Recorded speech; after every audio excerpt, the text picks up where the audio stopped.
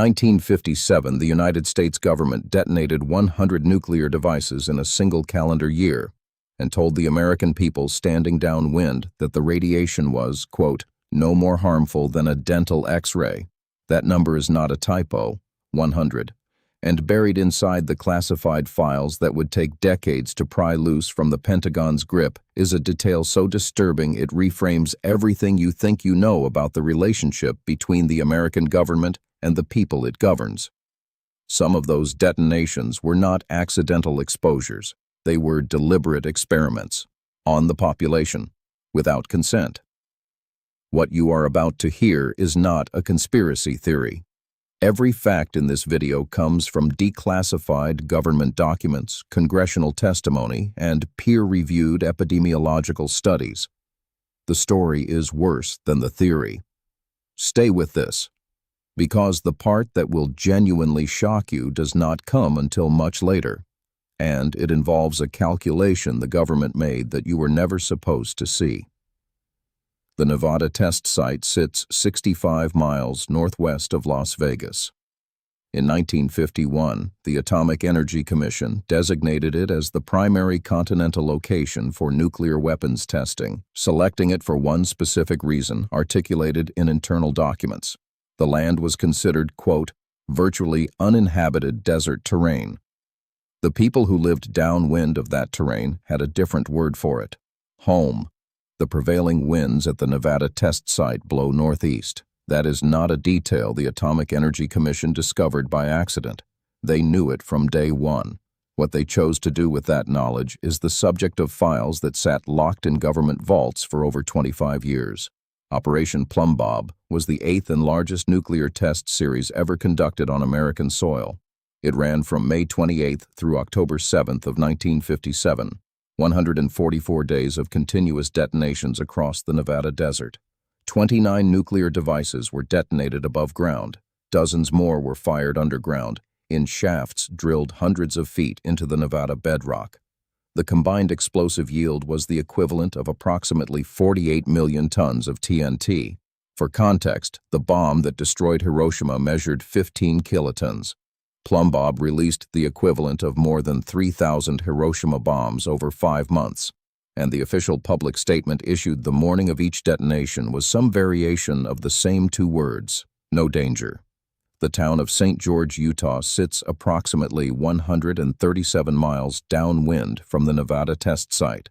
In the summer of 1953, 4 years before Plumbbob even began, a shot called Harry produced a fallout cloud that drifted directly over the town while children were in school.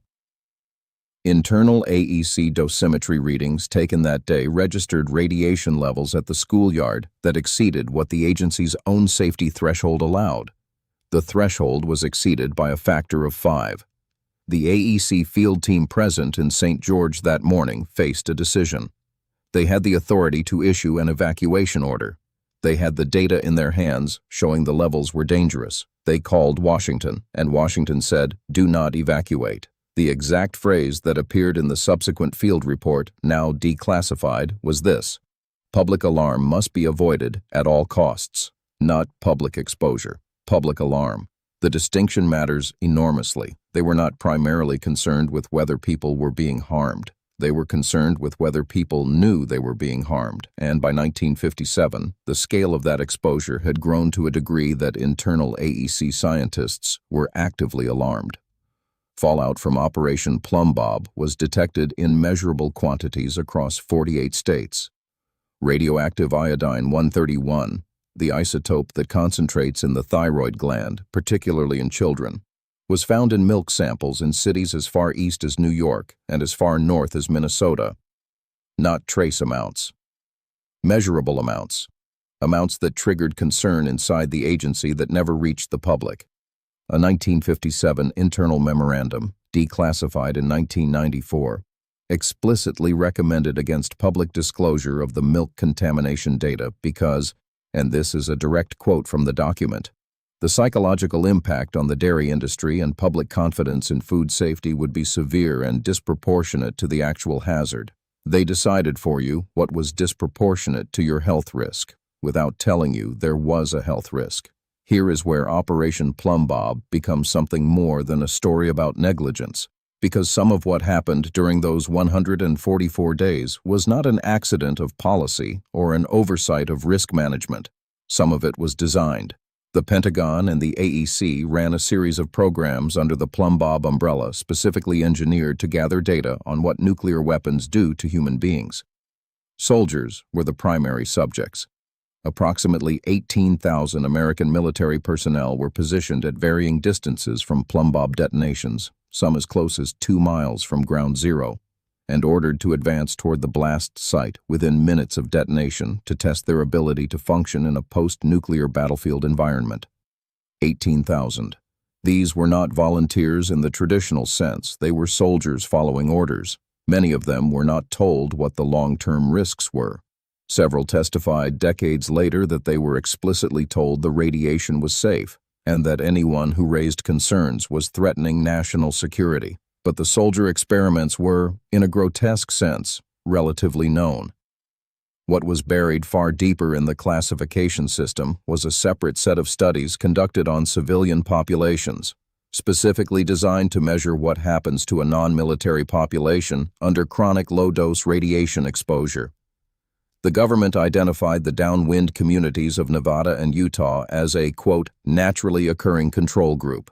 They called the people of St. George, Fredonia, Cedar City, and Parowan a control group.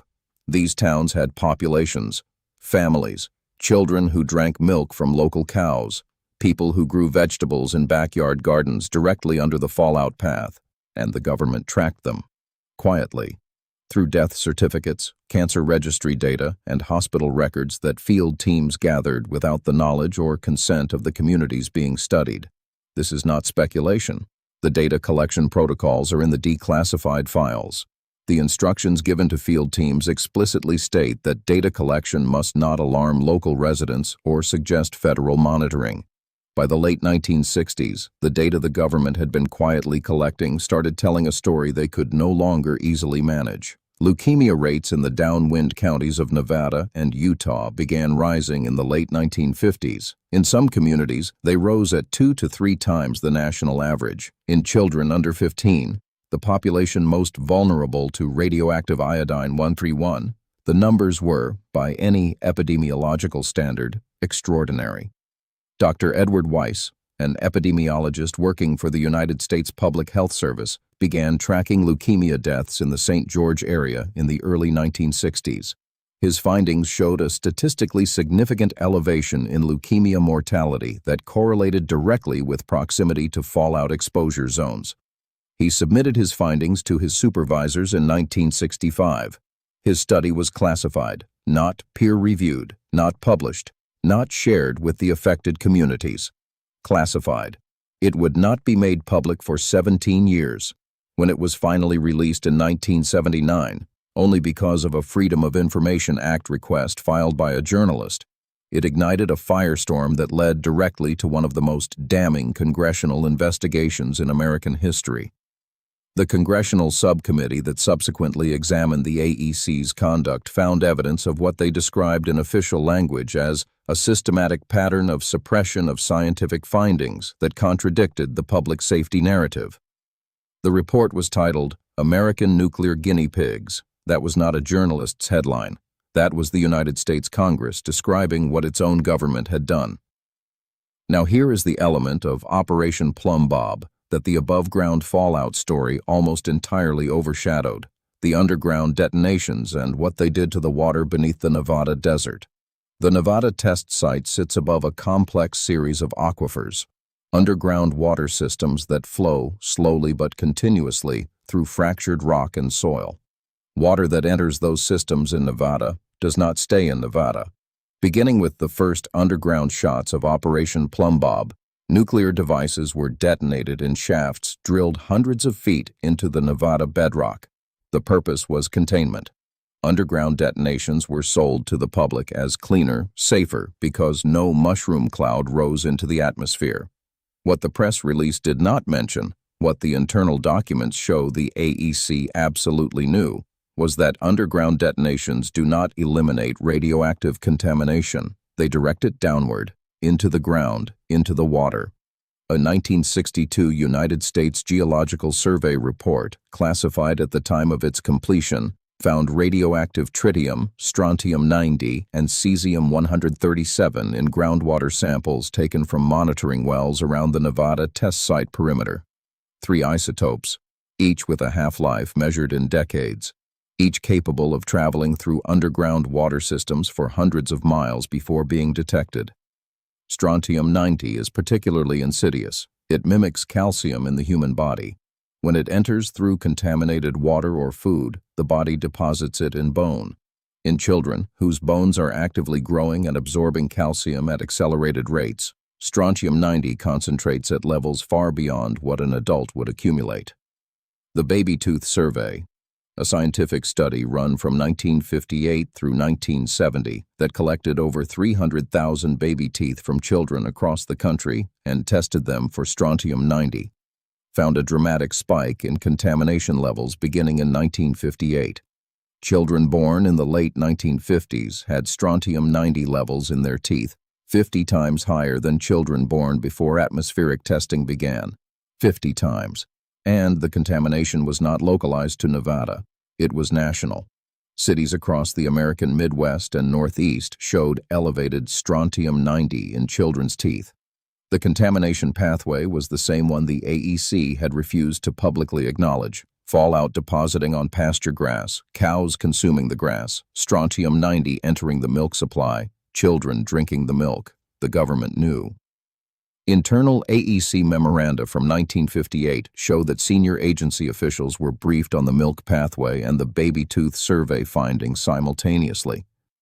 Their response, documented in meeting minutes, was to commission additional studies, not to warn the public, not to modify testing procedures, but to study whether the contamination levels could be characterized as within acceptable parameters. In 1955, 2 years before Operation Plumbbob began, a group of AEC scientists and statisticians produced an internal document that would not be declassified until 1994.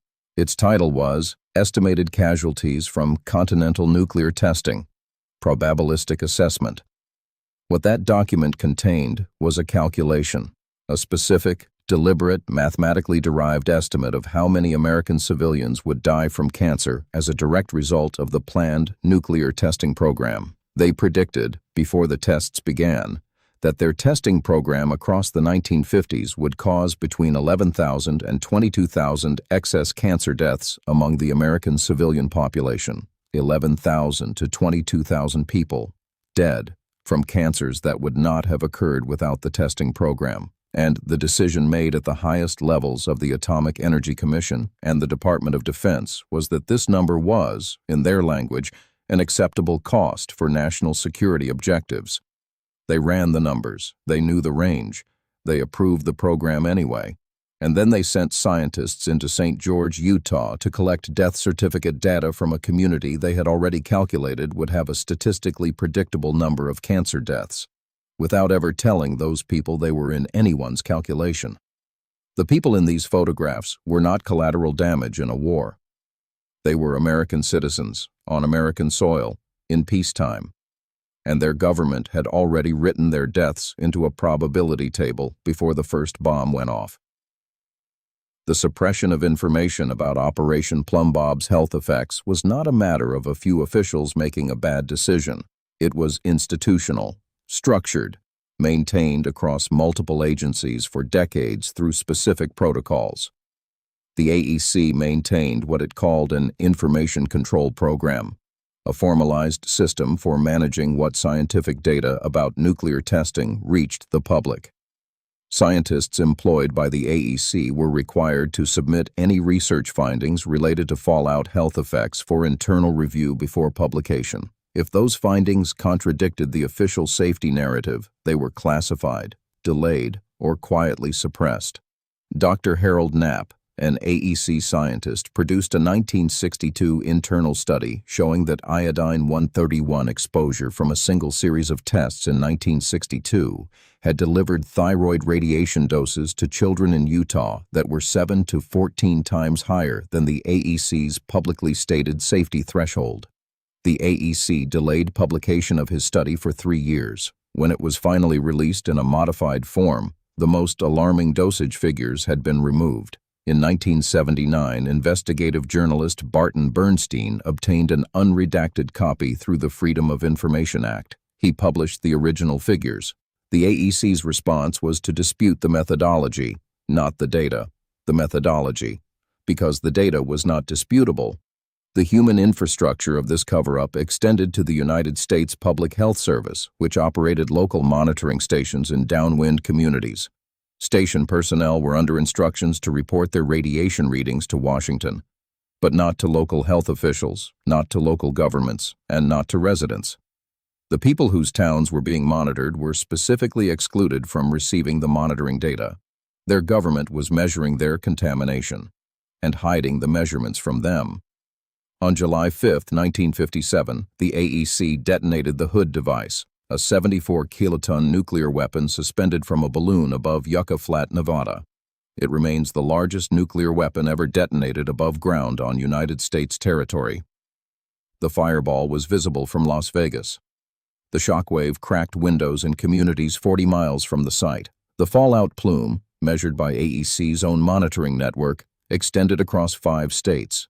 Inside the AEC's internal communication system in the days following the Hood shot, there is a record of something close to panic. Monitoring readings in downwind communities were coming back at levels the agency had not publicly acknowledged were possible. Several stations recorded readings that triggered internal alert protocols.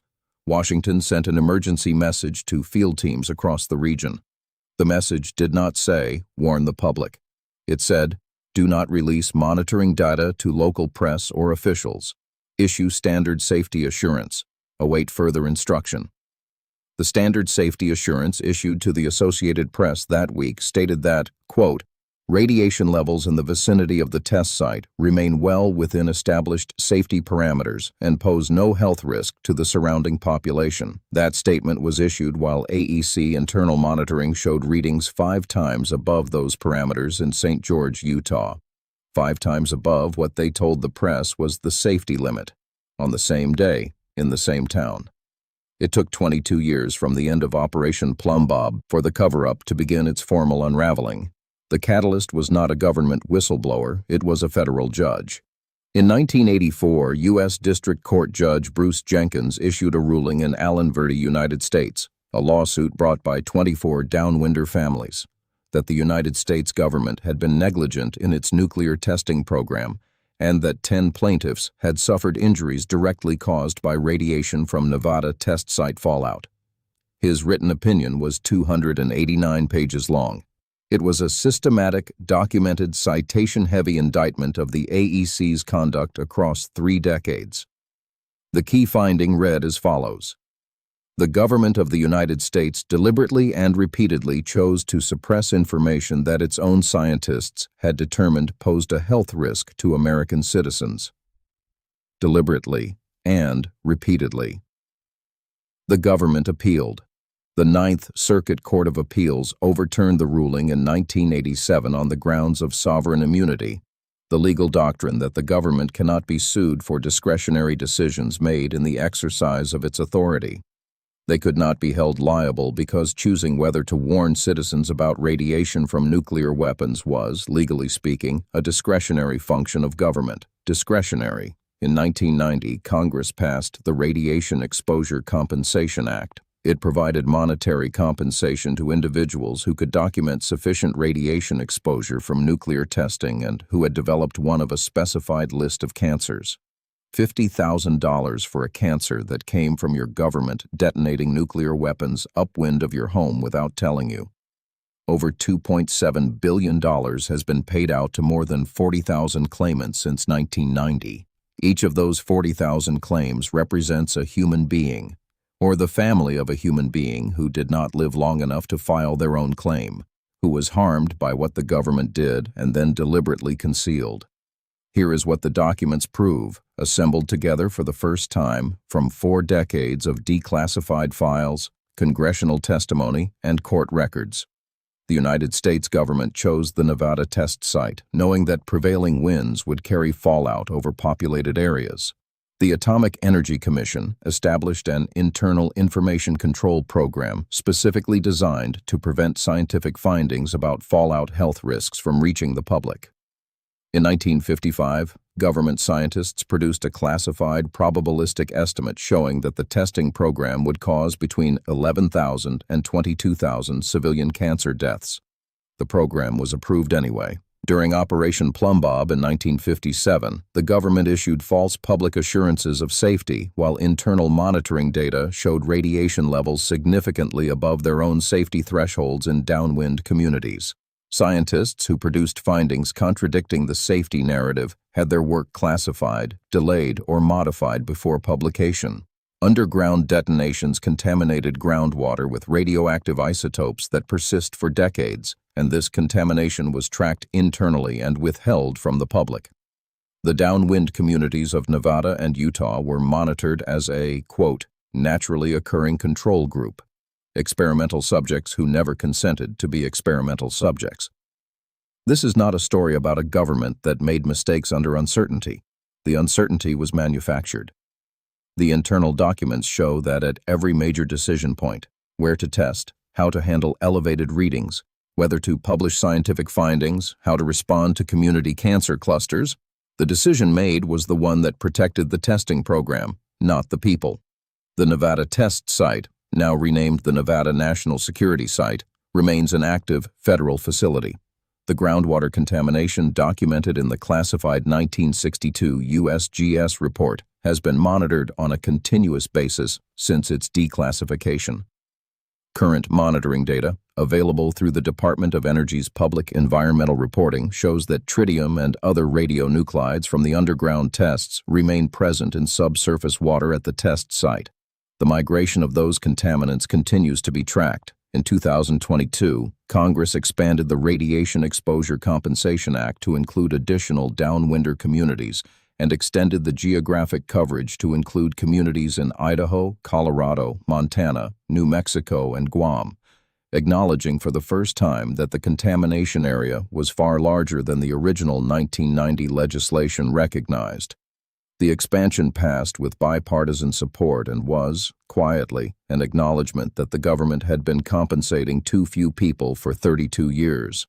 A 1997 National Cancer Institute study, itself delayed for years before publication, estimated that fallout from all continental U.S. nuclear testing deposited sufficient iodine-131 on American pastureland to have caused approximately 49,000 cases of thyroid cancer in the United States. 49,000.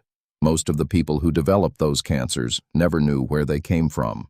They did not know because the information was classified when it should have been published, because scientists were silenced when they should have been heard, because the word safe was used in official statements at the precise moment internal data showed the opposite. The lesson of Operation Plumbbob is not simply that the government lied about nuclear testing in 1957. The lesson is that the infrastructure for that lie, the classification system, the information control protocols, the suppression of inconvenient science, the legal immunity from accountability, was built deliberately, maintained systematically, and protected for decades against every mechanism that was supposed to prevent exactly this. They lied to us. Not as a phrase on a thumbnail, as a documented, legally adjudicated, congressionally acknowledged historical fact. The government of the United States detonated nuclear weapons knowing civilians would be exposed to radiation.